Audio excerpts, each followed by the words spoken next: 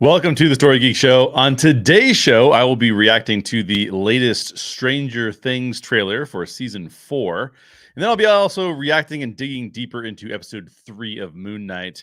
And I'll also be, there's a lot of stuff on today's show. I'll also be comparing Matt Reeves' deleted Joker interrogation scene from the Batman to Christopher Nolan's Joker interrogation scene from The Dark Knight. So we're going to cover a lot of territory today. We're going from Marvel to DC to all the way over to Stranger Things. It'll be a really fun show. I will be talking spoilers about episode 3 of Moon Knight, so I will save that one for last.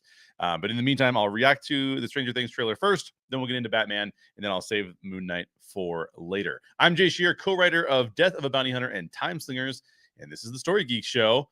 Let's just jump in here to Stranger Things. Like a lot of shows, Stranger Things had a lot to deal with in terms of the pandemic. So it has been a while since we've seen anything related to Stranger Things and that whole crew. But we did get a brand new trailer for season 4. So let's watch that together and talk a little bit more about it. I have seen it a couple times already, but I'll be reacting to it in depth now. Go ahead and add this to the stream here so that we can see it, and then we will check it out here. Now, this just came out on Tuesday. So this is a brand new deal, and it is pretty fascinating. So let's just start it out here. I'm going to pause every once in a while throughout this, and for those of you listening, I will describe a little bit what's going on. You know, as this trailer starts out, we see basically what was the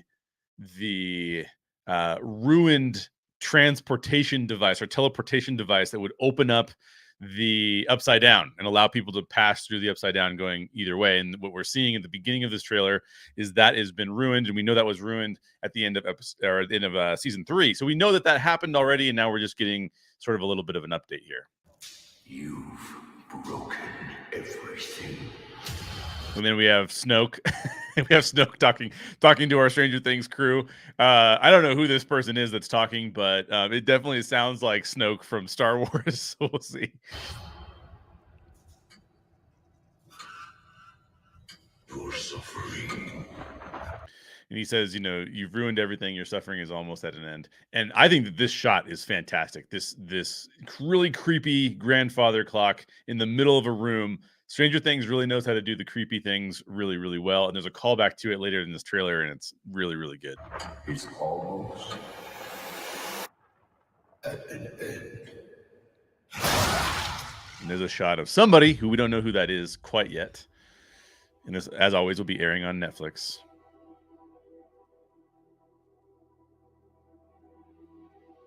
Dear Billy, I don't know if you can even hear this. There's Billy's sister talking to him at his Ever since you gravesite. left, everything's been a total disaster. And Billy was like a problem, but obviously his sister really loved him, so she's still emoting there. I'm gonna go back a little bit because I like this shot of them getting out of the car here. Obviously Steve is one of the coolest characters. I don't know, I thought Steve was going to end up being a jerk, but Steve ends up being awesome. I wonder if they realized that partway through the series, like, no, Steve's actually kind of awesome, so we need to turn him into a cool character. Dustin is here as well, and I don't actually recognize this character, so this might be a new character, or maybe I just don't recognize one of the existing characters. Total disaster. Things have not been going well, according to Billy's sister. While, we tried to be I do think happy. it's a little bit inappropriate that the one African-American kid in the show has to be the basketball player. I don't that seems a little stereotypical. Stranger Things seems a little stereotypical. For a while, we tried to be happy. And they say she's saying that they tried to be happy for a little while. Love the 80s clothes. That's cool. That's always a good throwback with these things, is to see the 80s. I'm a kid of the 80s, so seeing that stuff is really fun. And then he has his thinking cap on. That's pretty clever. Pretty clever. Dustin's great. Let's see. We got 11. Normal. And they feel kind of out of place. Obviously, Will. We saw Will there. We don't see a lot of Will in this trailer. That's like one of the only times we see Will in this trailer is in this scene where he's walking down the hallway with 11. And obviously, she's trying to make friends, and she doesn't seem to be doing a very good job of that, or at least people think that she's weird or something. I know It's impossible. General teenage angst. Now, this is what I was talking about when I said there's a throwback or a callback to the grandfather clock, and this is a gorgeous shot right here. So this is again Billy's sister. I do not remember Billy's sister's name off the top of my head, but she is looking down the hallway and seeing the clock that we saw from the Haunted Mansion type of thing, which is really cool. Now she's obviously here at night. This might be a dream. We're really not sure. And then we come in and we bring in this like 80s hairband, like what do you call that? The ballad. It's like a rock ballad that they bring in here, which is interesting. And this looks like it's actually a shot of the Russian facility that we saw at the end of season 3. So in season 3, we part of the storyline there, if you'll remember, is that they had the Americans were trying to tap into the Upside Down, and so were the Russians. And this looks like it's the Russian facility at this point. Because obviously we see all these soldiers, it's snowy. That looks a lot like where the Russians were at the end of season 3. And then we have Hopper. Now, what's so funny to me is that they I felt like they were trying to say like, well, is Hopper alive or is he dead? And then they just went full into like, he's alive. Just everybody knows he's alive. I don't remember if we saw a shot of him at the very end of season 3 or not. I don't think we did, but I could be wrong about that. In the comments, let me know if you remember that part. I relocated you guys far from Hawkins. And then we're getting this scene of like trying to show the normalcy of these teenagers or these kids, but they're obviously dealing with a lot of trauma. And the voice we're hearing is, we're going to see him in a minute, but it's one of the American scientists / government scientists talking to 11. And there's one of the only shots of Will's older brother. So that's interesting too. We get to see him. There's a helicopter shot here, but this guy is saying that a war is coming. So we don't know if that means that a war is coming between the Russians and the United States, or we don't know if he's saying there's a war coming between like the Upside Down and our world, you know. Is coming. And this is the house here. Are very much in the eye of the storm. I don't have my powers. And then 11 says she doesn't have her powers. I don't know how to say this other than just to say it. Without you, we can't win this war. There's always a cafe that looks like this in a science fiction series. There's always a cafe that looks like this. And I always want to eat at a cafe that looks like this. And I legitimately can never find a cafe that looks like this. This also, by the way, looks like the cafe. This is a really deep cut. This also looks like the diner that is in Road to Perdition. There's a scene where there's a diner in Road to Perdition. And this looks like almost the exact same location that this was filmed at. I'm sure it's probably not, but it looks just like war. it. And then this guy tells 11 that they can't win the war without her. And this shot here is interesting because it really gives like horror movie vibes. We've got the bats flying around. We've got the mansion here. Obviously, Stranger Things is playing with science fiction, is playing with horror, and it's playing with 80s. So those things are all combined into every season that we've seen thus far. See you on the other side. On the other side. And Steve says to Mike's sister, I'll see you on the other side. And we don't know what that means. Are they going into the Upside Down at this point? Maybe. Now, this looks like they might be in the Upside Down right there in that shot. So that's kind of an interesting deal. And then we're going to see the Russian area again. I was convinced I was put here for some other reason. Maybe I can still help. And this looks like they're putting the prisoners in an arena to fight with one of the monsters from the Upside Down, which is really interesting and terrifying. It's the last thing I do. And of course, Hopper's looking super badass with his shaved head. People say Hawkins is cursed. Call back to 11. And then a new character that I don't think we've seen before. And then that shot is a weird shot to me. Like, so she's back in front of Billy's grave. She's back in front of Billy's grave, and she's like rising up into the sky. And it's an interesting shot because, and this is Billy's sister, and it seems like she's levitating. And Steve and Dustin and I'm blanking on the other kid's name. I knew these kids' names like by heart a little while back. They are like shocked by this. They're like, "Whoa, what's going on?" So I don't know if this has to do with the Upside Down. I don't know if she's gaining some of 11's powers, because 11 says she doesn't have her powers. So is Billy's little sister, who I also don't remember her name, is she, gaining 11's powers, or is she being controlled by somebody else? We don't know. They're not way off. And then there's this bizarre shot of this guy on top of this. It looks like he's in the Upside Down, and he's got a guitar, and he's just playing a guitar riff.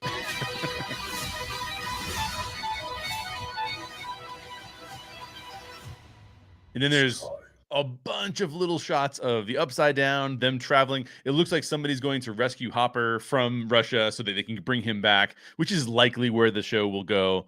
And then we see these like shots of the Upside Down, which are pretty insane. Let me see if I can capture some of them here. 11 looks like she gets her powers back really quickly there. That was their buddy in the plane here. That was their buddy, who was really a funny character, who was kind of like almost like a conspiracy theorist type of a guy. I want to try and get this shot of the Upside Down here. There's a lot of shots going really fast.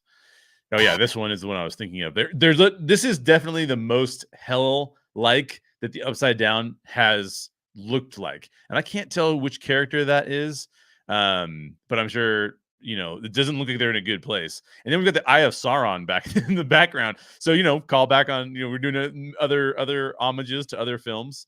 And then that hand that we just saw right there, let me see if I can capture it here. Yeah, there we go. So the kids are running. It's not the same kid. I don't think, different colored jacket. It looks like they're running toward a portal, probably to go back to the real world. And then this is likely some sort of monster from the Upside Down, if not the character who we're about to see. It's time. Person says it's time. And there we have this. I mean, who knows what this character is? I think there is a chance that this character is some sort of demon, some sort of devil that is actually inhabiting Billy's body, because there's this callback to Billy at Billy's grave, and I'm just not sure why they're going there as much. But I'm wondering if Billy got sort of, for lack of a better word, he was sort of being possessed or something relative to the Upside Down, and I'm wondering if this is just some spiritual creature of some type, some science fiction type of possession that is happening to Billy, and he's showing up as this character. Have lost. Then we got always the super cool Stranger Things logo. And then we're getting Volume 1 is May 27th and Volume 2 is July 1st. So I know that there's going to be a total of 5 actual seasons, and then it's over after that. So I don't know if this is like season 4, which is May 27th, and then season 5, which is July 1st. That could be the case. I know that they probably want to film as much as possible because these kids are getting really old, and so it's going to be less and less believable that they're kids. But yeah, what did you think of this trailer? Did you like this trailer? Did you not like this trailer? Hit me up in the comments and let me know. Also, Dale says that we never saw him, but they referred to him at the end.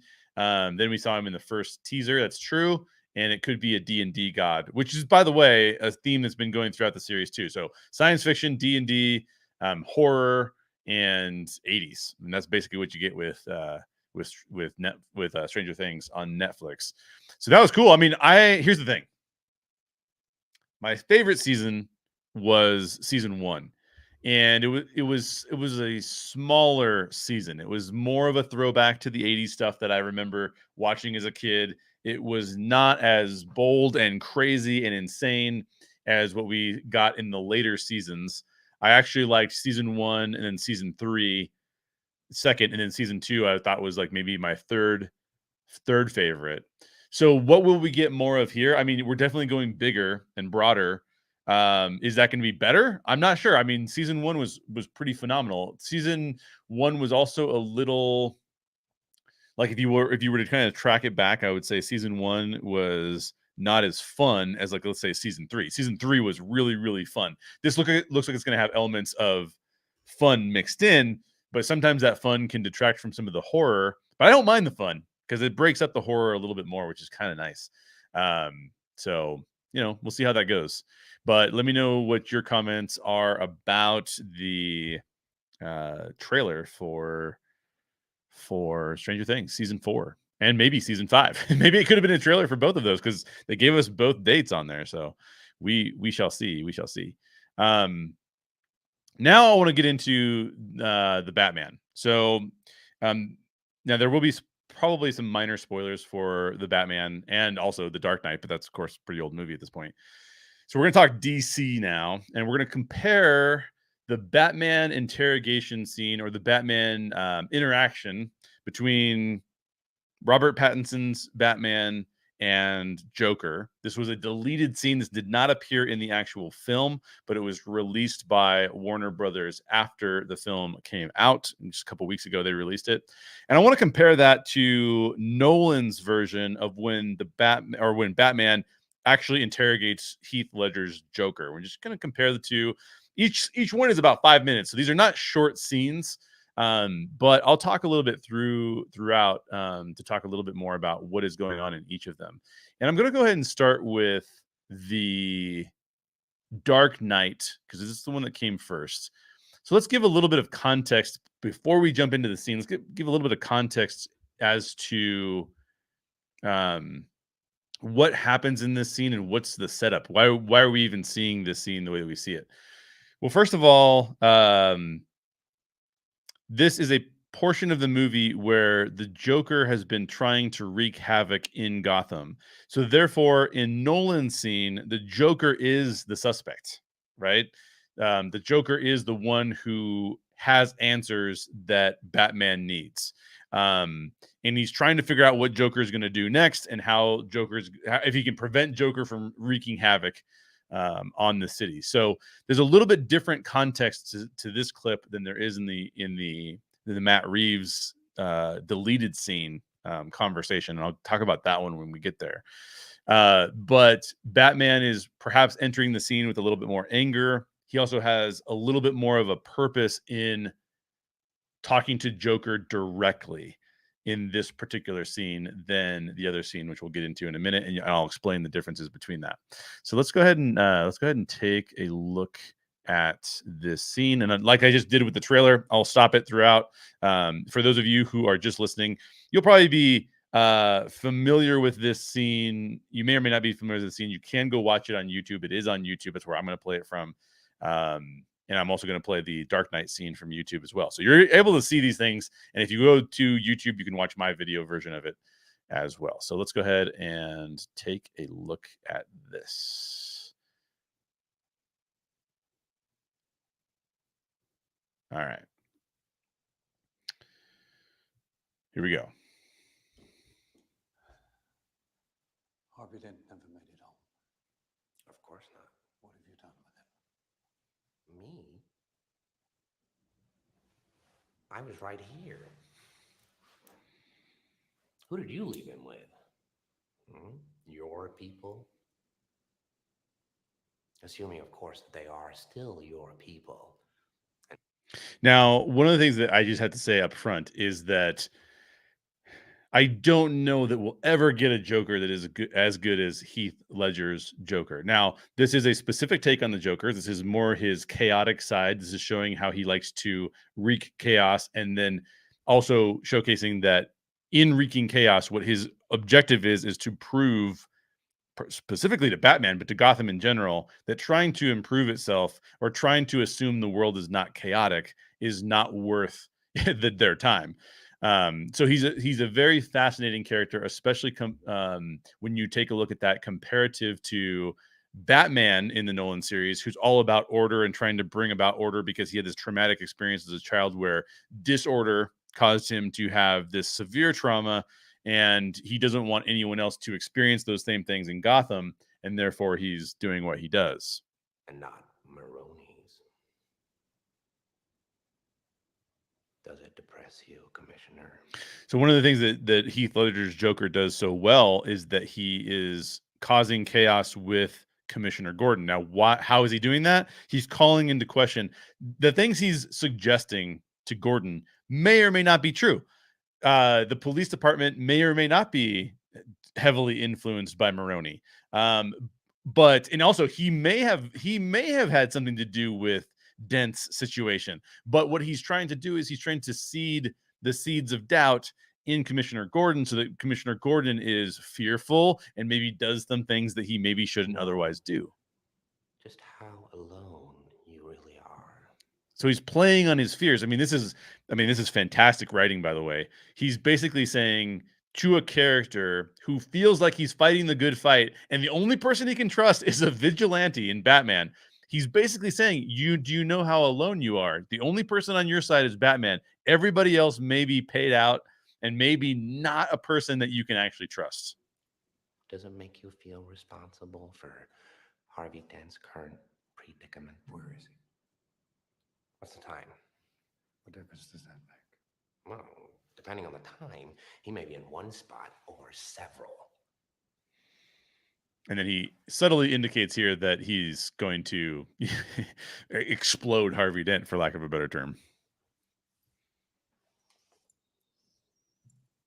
If we're going to play games,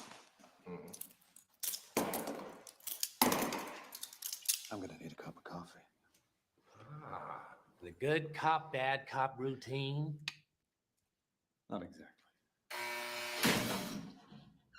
Now, this is an excellent reveal. If you remember how this works, you turn on the light, and then Batman just slams his head into to the table. Never start with the head. The victim gets all fuzzy. You can't feel the neck. And this is a very classic Batman scene in that how far is Batman willing to go? One of the questions that is essential in the character of Batman is how far will he go before he's gone too far? And, you know, the police are not going to be willing to slam Joker's head into the ground. The police are not going to be slamming their fist into Joker's palm. But Joker, obviously, as we see, loves this kind of game in playing with Batman. See? You wanted me. Here I am. I wanted to see what you'd do. And you didn't disappoint. Now, I should note here that this is not a comment on the writing or the storytelling necessarily, but I do prefer Robert Pattinson's Batman suit comparative to the Batman suit that Christian Bale had. However, I do prefer the Joker design in Nolan's Batman series as opposed to the Joker design that we see in the Batman.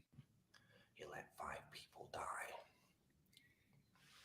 Then you let Dent take your place. Now, notice what he's telling him here, too. He's also playing upon Batman's fears. And he knows that Batman has certain fears in terms of Batman wanting to be responsible. So he's saying Harvey Dent took your place, meaning that Harvey Dent is basically dealing with the sins, in Joker's eyes, that Batman actually created. So Batman should have been in his place. And he's just playing on those little fears. I mean, this writing is pretty outstanding from that perspective. Like me, that's cold. Where's Dent? Those mob fools want you gone so they can get back to the way things were. But I know the truth. There's no going back. You've changed things. Forever. And why do you want to kill me? I don't want to kill you. What would I do without you? Go back to ripping off mob dealers? No. Okay, so that is amazing. The way that he laughs and the way that he makes Batman think that his reasoning is completely ridiculous. He basically says, you know, I didn't want to kill you. Like you're my favorite toy. Basically is what he's saying. And this is again pretty amazing. No, you complete me. You're garbage. You kills for money. Don't talk like one of them. You're not. Even if you'd like to be. To them, you're just a freak. Like me. So there's going to be 2 things you're going to notice in the 2 scenes that we're going to take a look at. One of those things is the relationship between Batman and Joker. These are 2 people who are trying to understand the world in a way, and their understanding of the world is shaped by their experiences. And there is in both scenes this idea that they're both uncomfortable with the way that Gotham is, and one of them has learned to accept it, and one of them is fighting against it. And you're going to see this interaction, is really fascinating interaction between, are we friends or are we enemies, right? Do we see the world similarly? Do we see the world differently? And how close are we, and how much on the same page are we? That's throughout both of these scenes. When they don't, they'll cast you out. Like a leper. See, their morals, their code. It's a bad joke. Dropped at the first sign of trouble. They're only as good as the world allows them to be. I'll show you. When the chips are down, these civilized people, they'll eat each other.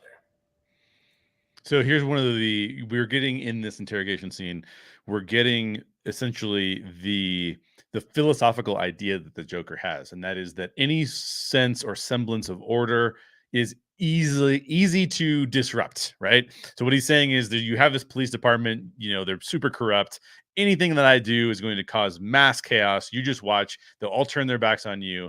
And as human beings, I think there's this sense that we want to be a part of something, and we want to be, we need to be accepted. We can't be isolated. When you see isolation in human communities, it's pretty damaging to humans, and they tend to not deal with it very well.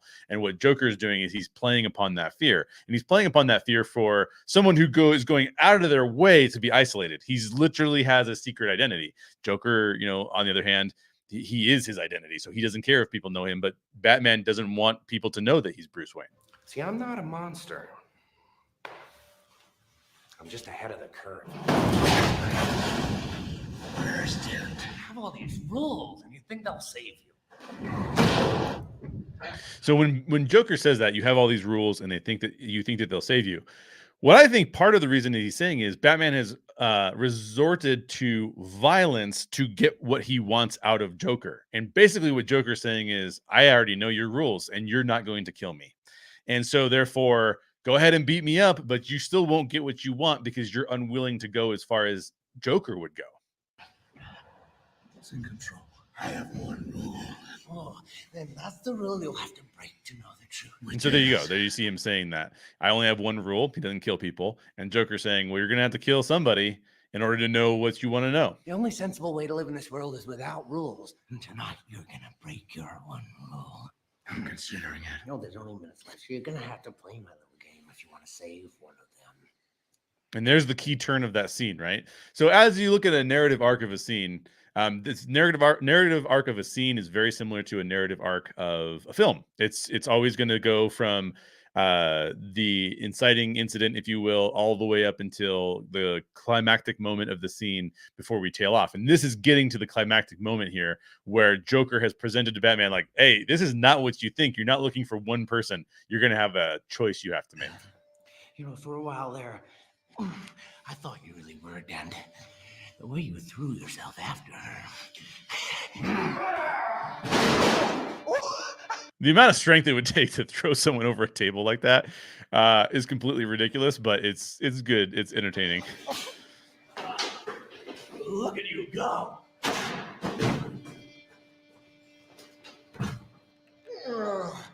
By the way, the soundtrack is great. It's this very grating little noise that's getting at like how tense the scene is, and it increases as the scene gets more and more tense. How about you and his little bunny? Where are they? Killing his man. Now that would almost certainly really daze Joker, breaking the glass that he throws him into. But of course, it's a comic book movie. Choice. Killing is making a choice. Choose between one life or the other. Choose between one life or the other. Or his blushing bride to be. And Joker loves this because he's causing chaos in Batman. He's literally turning Batman into someone who's a little bit more like him. You have nothing to threaten me with. Nothing to do with all your strength. Don't worry, I'm going to tell you where they are. Both of them. And that's the point. You'll have to choose. He's at 250 52nd Street, and she's on Avenue X. That's just right. And there you go. There's the power of that scene. It's a phenomenal scene. And it is a classic scene. I mean, how many times have we watched that movie and seen that scene and seen how good Heath Ledger is in that scene? So for those of you who weren't watching, hopefully you could hear the audio on that. And as I broke it down, for those of you who were watching, and it's cool memory to relive that scene. Now let's get into the other scene. So let me give a little bit of context for that scene. Let me just go back to this one real quick.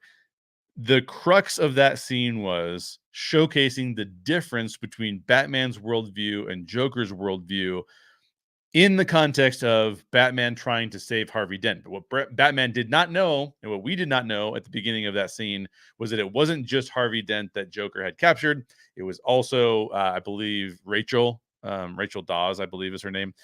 Different actress playing Rachel Dawes in Batman Begins versus The Dark Knight. And then Batman has to now choose, and what Joker's trying to get him to do is choose one while the other dies, so that Batman will have more of a guilt complex and be forced to deal with that. Now, the next scene that we're going to look at, let's get into context of that. Now we're going to look at it's not so much of an interrogation as it is an interaction between the Batman, Robert Pattinson, the Batman, and Joker, that was deleted from the Batman film. And in the context, the setup for this exchange is different, because this exchange functions a lot more like a scene from where we might see in like Silence of the Lambs, where it's like, I need information on how a criminal mastermind thinks, and therefore I'm going to go visit Hannibal Lecter. Just change it together, Hannibal Lecter, and I'm going to go visit Hannibal Lecter and learn how the criminal mind thinks, so that I can apply that to a different case that I'm investigating. So there's a couple things here that are strikingly different, and this is one of the reasons why people love the Batman so much, is that he's behaving far more like a detective throughout that film than in any previous Batman that we've seen in live action. So we saw just a scene where Batman is interrogating Joker, but he wasn't using his intelligence to do so. He was using his strength to do so. But what we're going to see here in this next film is he's actually behaving a little bit more like a detective, and not so much as just a violent person, so to speak. All right, let's take a look at this next one.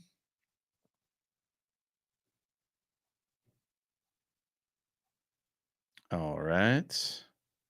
Hopefully the audio is a little louder on this one, because I know that was kind of quiet on that one.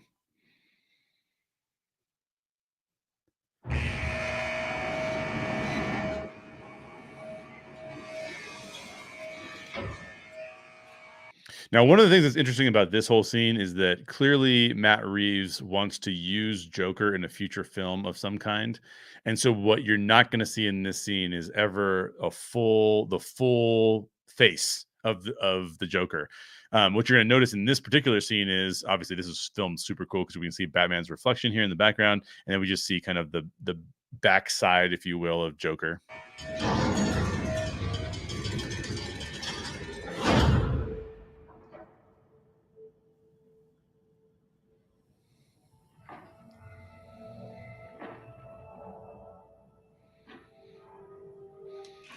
One of the things about this film that I really enjoyed, which I didn't enjoy as much as The Dark Knight, but one of the things I did enjoy about this film is how brooding and dark it is, and a lot of times how they use silence. So they use a lot of silence to the buildup of that. So we're going to again go through a narrative arc in this scene, and the narrative arc starts out really strong.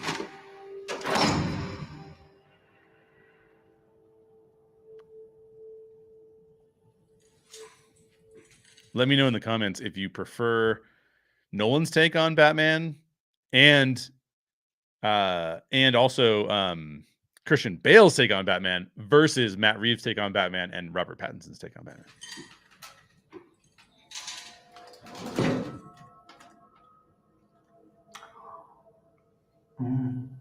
It is interesting that his jacket is labeled Arkham State Hospital. Present.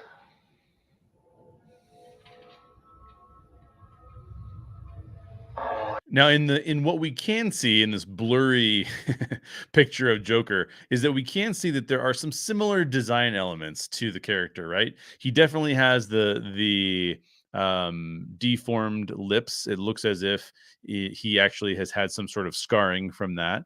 There are some indications later that we'll see that it looks like he did fall in acid, as was the case as some of the more traditional ways that the Joker looks how he looks. It's our anniversary, isn't it? There's a serial killer. I want your perspective. So why is Batman here? He wants to get his perspective on a serial killer. So he has a relationship with Joker already, and it's likely that he was involved with, like we see in the comics, he was likely involved in some way with the Joker actually falling into the acid, and he must have some relationship here. So again, just like the first clip, we are dealing with Batman has a relationship with the Joker where there's tension there, but there's also an understanding of what the other person's perspective actually is. First anniversary and paper. What makes you think I come so cheap? I thought you'd be curious. You think I could offer this stuff? Don't you? You have pictures. So Joker's obviously trying to act exceedingly creepy here. This film treats its bad guys a little bit less. So if you look at the Riddler or if you look at Joker in this scene, these are treated like total psychopathic serial killer type of personas that are incredibly disturbing. Now, you could make the argument that Joker in Nolan's series is all of those things, but what it seems a little bit more like is that it is actually a philosophy that if it was embodied by a person, that's what it would look like, right? So this nihilistic viewpoint in Nolan's Joker, whereas this seems like a very creepy human being who is not necessarily the philosophical embodiment of a perspective so much as just a very creepy human. And that's kind of how Riddler feels as well. They have very human reasons to act the way that they do, not so much just philosophical reasons for acting the way that they do.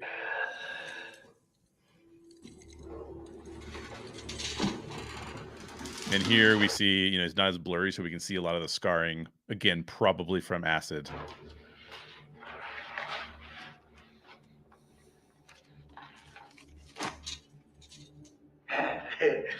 Now Joker's just looking through the evidence that Batman is presenting. So Batman has actually shown up and he's given Joker some of the evidence. So whereas in the first scene, Batman is trying to solve a potential crime or trying to understand Joker a little bit better, in this scene, Batman has a very specific objective that is not actually tied to the Joker at all. He just wants his perspective on it. Oh, it's violence. It's so baroque.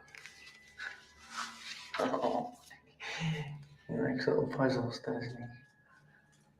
So meticulous. Like he's been planning this his whole life. So this is interesting. He's talking about how the Riddler is a planner, and we know that was like a big thing philosophically between Heath Ledger's Joker and Christian Bale's Batman, was how much planning there was, and he used those terms. And it's interesting to see this Joker call that out about the Riddler, that he's a planner. I know who he is.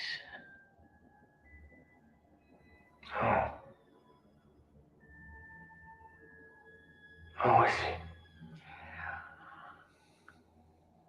he? He's a nobody. Wants to be somebody. The mayor, the commissioner. So this is interesting because one of the things that Joker says is, I know who he is. He's a nobody that wants to be a somebody. And this gives a lot of vibes, a lot of real life vibes, and makes this scene so uncomfortable, is because that's a lot of times what we see when we see something like a very disturbed mass shooter. It's really somebody who's been marginalized, who really is fighting back against that to become a somebody, to put their name in the papers. And it makes this scene even a little bit creepier, which is really interesting. He's got ambition. You think his motive is political? Oh, no. This is very, very personal. He feels these people have all wronged him. Probably goes way back. Unhealed wounds, stolen lunch money. Why is he writing to me? So this is interesting because Joker, Batman's getting what he wanted out of Joker, which is I want to understand the persona of the person that I'm going after, which is the Riddler. And, he's giving him a psychological profile for the Riddler, which is really fascinating. Maybe he's a fan of yours? Now, we don't know what part of the movie this would have shown up, right? But what's interesting is that if you've seen the film, then you know that the Riddler is a big fan of Batman's, and the Riddler feels like he and Batman could be friends because their objective is the same, and that is to root out corruption in the city. The only difference between Batman and Riddler in the Batman is that Batman has a rule where he's not going to kill people, and the Riddler doesn't care. But otherwise, there's not a huge difference. Now, you could argue that Riddler is ensuing chaos as opposed to bringing about order. You can make that argument as well, but it makes sense that they would feel similarly. Maybe he's got a grudge against you too. Maybe you're the main course. Any theories? Not yet. Really? You're normally so ahead of the curve. The closed captions are not great on this video. He said normally you're ahead of the curb, and the closed caption said he was headless. This is kind of funny. This time. This is very upsetting to you. Let's get back to him. So what's interesting about this is not a Batman origin story, and you can see that Joker's pointing that out because he's saying normally you're so ahead of the curve.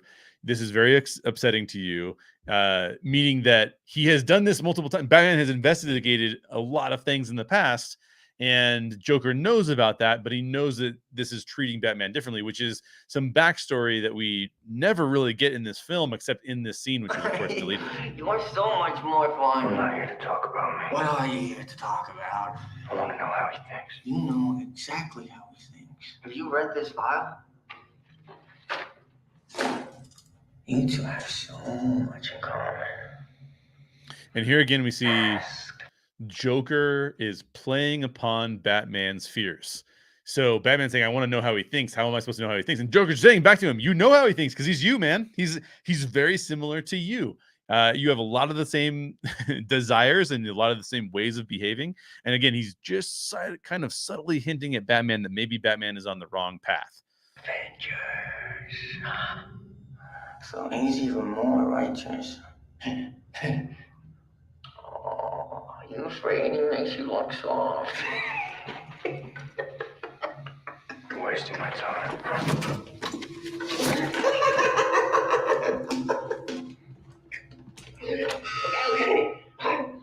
I'll tell you what I really think. I think you don't really care about his motives, whether he loves or hates you. I think somewhere deep down, you're just terrified. Because you're not sure he's wrong, huh? You think they deserved it, huh? You think they deserved it. And again, that basic scene is suggesting that he's trying to play upon Batman's fears, and because Batman probably does think that to a certain degree that they deserved it, right? And that's the difference, is that Batman's trying to bring about justice so that he can bring about order in the city, but sometimes justice looks like people getting what they deserve. And so what Joker's basically poking him and saying, like, maybe you're more of a criminal than you think you are, which is the exact same thing that the other Joker was trying to prove to him, and it's sort of quintessential in the Batman-Joker relationship. And that's basically it. That's basically the scene. So two outstanding scenes from two very good movies. I prefer The Dark Knight. There are some issues that I have with the ending of the way that the Batman ended. You can go watch my video on my other channel about my thoughts on that. But again, two really, really cool scenes. Let me know which scene you preferred. I think each one fits the movie really well. Each one fits the movie, obviously, that the Batman it would have been in the Batman, and it wasn't because it was removed. But yeah, really, really interesting stuff. Really, really good scenes, and both being very talented directors behind them. And I also think that, that scene was excluded from the movie, but actually makes a lot of sense to be included in the movie. So the only reason it was probably excluded was just that movie was so long. I believe the running time of that movie is already over 2 hours and 40 minutes. And so they had to cut that particular scene, even though I don't think it was a bad scene to cut. Now, I have heard some people have a valid complaint, like my buddy Daryl. Daryl said, why do we have to have the Joker again? Can we move away from the Joker? We have had every single Batman story of all time seems to indicate that we have to have a Joker. So with that in mind, let me know what you think of those things. I'm going to jump into now episode 3 of Moon Knight. Now, episode 3 of Moon Knight was an interesting one because it was my least favorite episode of the series thus far. So let's talk through a little bit of it and talk about why that is. I did think it was fascinating because before, a lot of people were given an early screener of Moon Knight, and in those screeners they were able to see the first 4 episodes. So we've seen now the first 3 episodes. I don't get any screeners, and a lot of people were saying that the show was about a 4 out of 5 stars. In fact, I saw that from several people. And I thought that was kind of interesting because a lot of people would have given the other Marvel series, 4 out of 5 or higher. And a lot of the Marvel series that existed thus far have been received really, really well. And so I kind of was thinking to myself, like, especially after I watched the first episode and I thought, well, this is a 5 out of 5 episode 1. I watched episode 2 and I thought, well, this is probably about, 4.5 out of 5 episode. It's a pretty good episode. Now I watch this episode and I go, okay, I get it. This is probably more like a 3 out of 5 episode. It's not the best episode.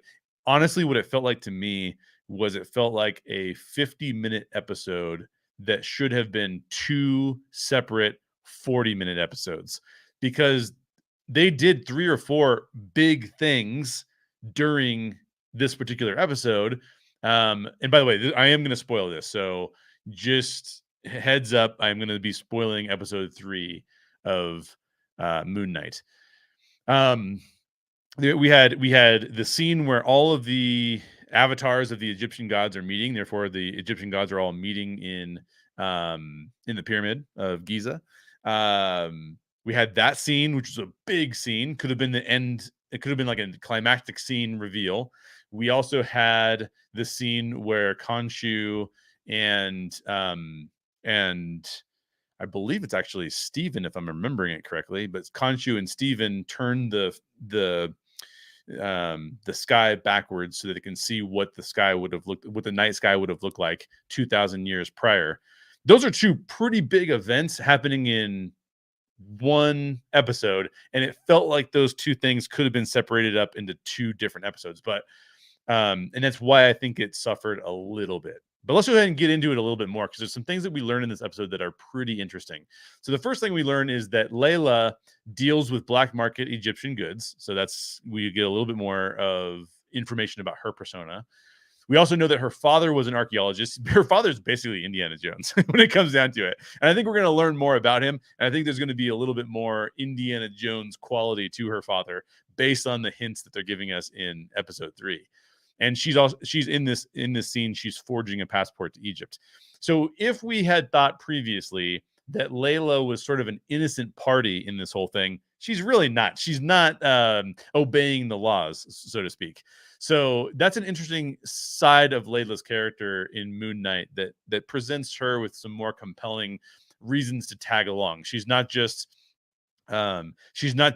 actually has a reason to be there. She actually has a lot of agency, and she's a much more interesting character now that we get that opening scene of Moon Knight episode 3, where I don't know if that lady is her mom. I don't think so, but her building the forged passport with that lady is kind of really, really fascinating. Never before has Mark Spector felt like Poe Dameron than in this episode of Moon Knight. He really feels like Poe Dameron. There's a moment in the knife fight where he goes, "What are we doing? We fighting? We dancing?" That was like a Poe Dameron line, and I kind of like that. I thought that was kind of cool. But this episode does showcase that there are now more personalities to Moon Knight than we had previously known. We have Stephen Grant, the mild-mannered, non-violent, amateur Egyptian scholar, and they portray him as a very subservient, very gentle British character. Then we have Mark Spector, a practical, let's get things done, action-driven guy, which is portrayed as an American personality, which I found really interesting. And then there's this ultra-violent third character who we technically have not met yet. I believe that character is in some of the comic versions of Moon Knight. So people who have read those and who have a background in that will probably know who that character is.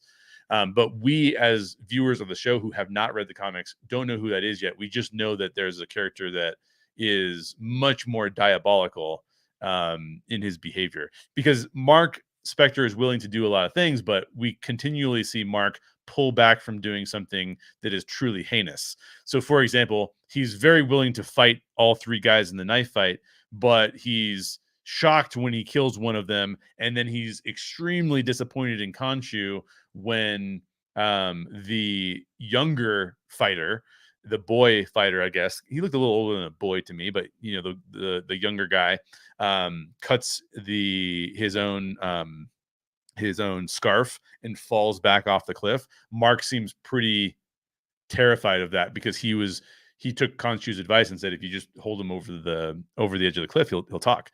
And of course he doesn't. And by the way, Khonshu doesn't seem like a very good guy, because Khonshu does not care that character died. Does not care at all. He just kind of says like, who cares? Big deal. So Khonshu continues to be a problem. We predicted that from episode 1 on this show. We said Khonshu is not a good guy, and it's going to continually be problematic, and that has been continually true. So we've been right on that front. Now, in the scene where we see all of the gods and avatars gathered, that presents us with some pretty interesting questions.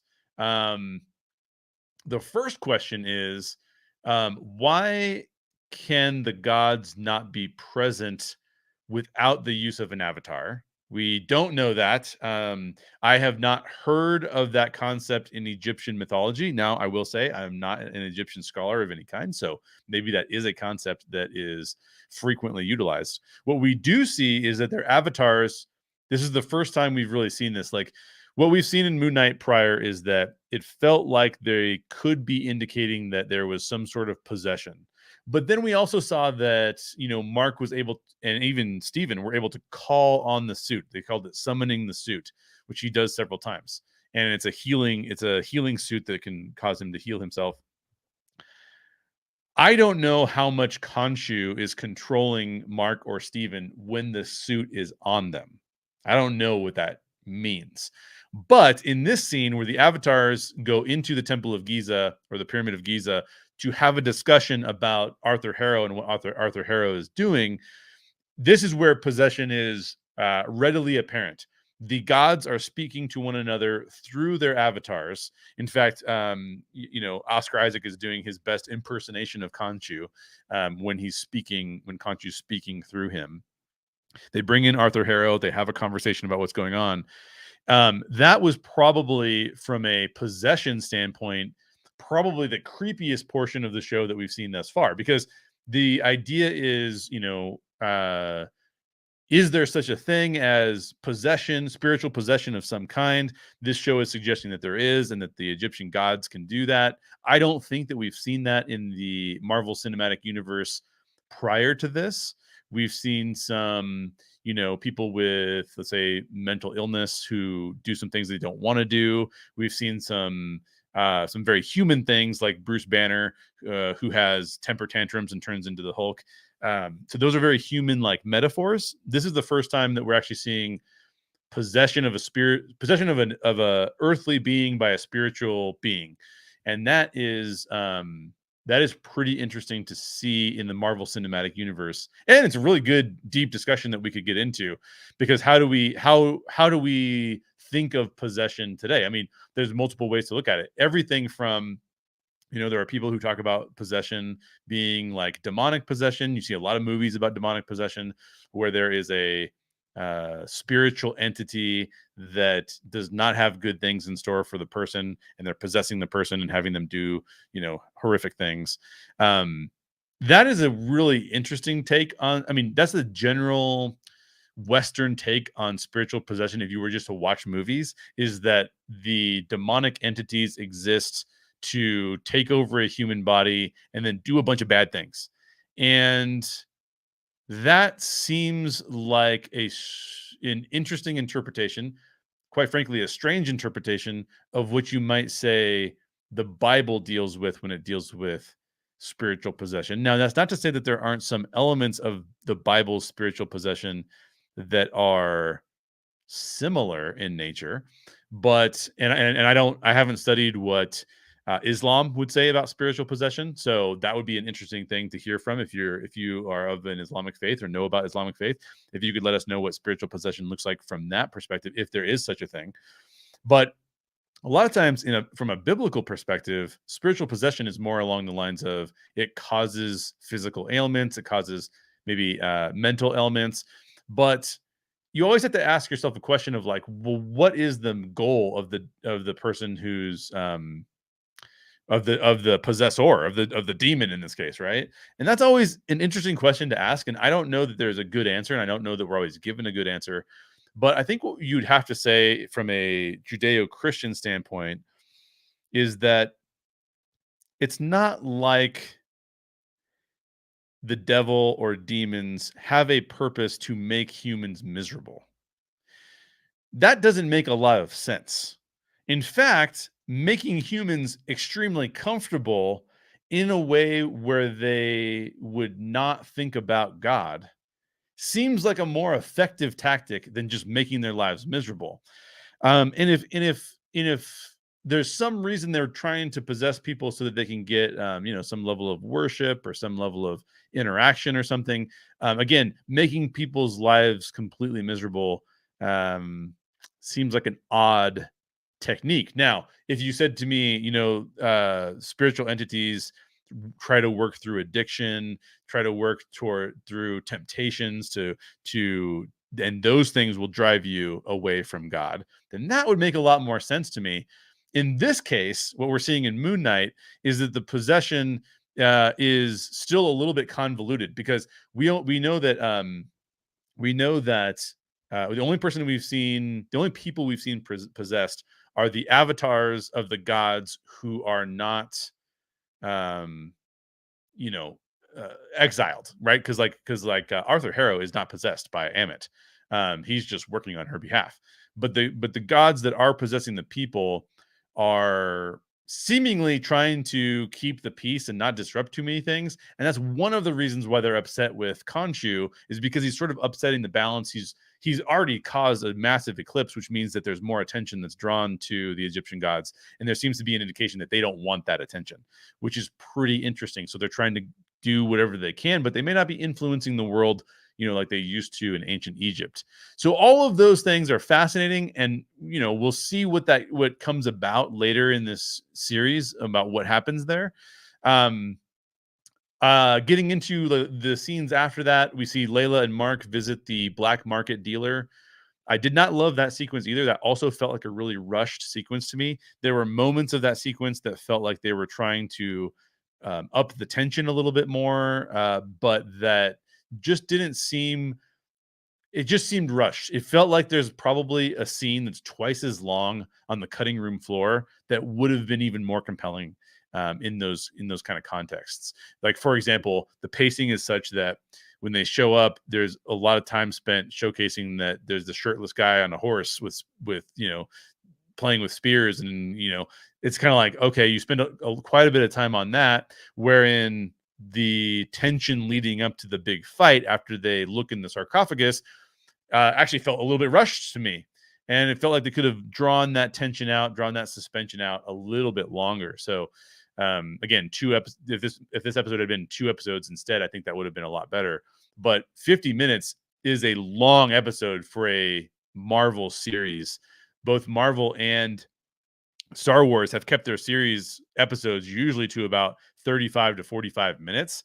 So an extra 5 minutes on top of that's long, and it felt like it was almost leading up to 2 separate episodes. And maybe they thought, well, this isn't moving fast enough, so we've got to put those 2 episodes together, and they did that in the editing room. I don't know, but I would not be surprised if that were true.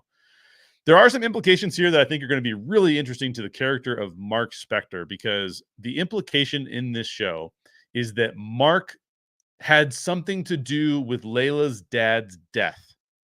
Now, my assumption or my prediction, I could be totally wrong about this, but I'm starting to wonder if Khonshu isn't the one who, I think Mark was probably working with Layla's dad. They found some Egyptian artifacts. They may even have unleashed Khonshu from some sort of sarcophagus or unleashed his presence. And I'm thinking that what happened is Khonshu did something that almost killed both of them. And then Mark said, okay, well, then I'll take on the role of Moon Knight if you save me.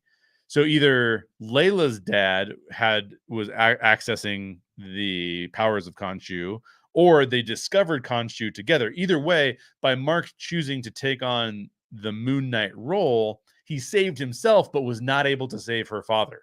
Something along those lines is, I feel like, maybe what happened to Layla's father. And Mark doesn't want to talk about that because he carries a lot of guilt in being the one that saved himself by agreeing to what Khonshu wanted. We also know that there's some relation because Khonshu has already told Mark that he would have Layla be his avatar next, and Mark doesn't want that to happen. So there's some connectivity there that we don't fully know, but I think it's related to something along those lines. Then we get the basically the end scene, if you will, where Khonshu is turned to stone. They're turning the sky back so they can find Amit's resting place, which they get from the sarcophagus in Egypt. And that's when the Ennead says, you know what, Khonshu, you're doing too much. You're disrupting the balance of everything. I mean, he's doing things at this point that are going to get the attention of S.H.I.E.L.D., then to get the attention of the Avengers. Like, you can't just turn the sky backwards and not expect S.H.I.E.L.D. to be like, what in the world is going on here, right? So he's doing things that are going to draw attention to Egypt and the Egyptian gods, and the Egyptian gods do not like that very much.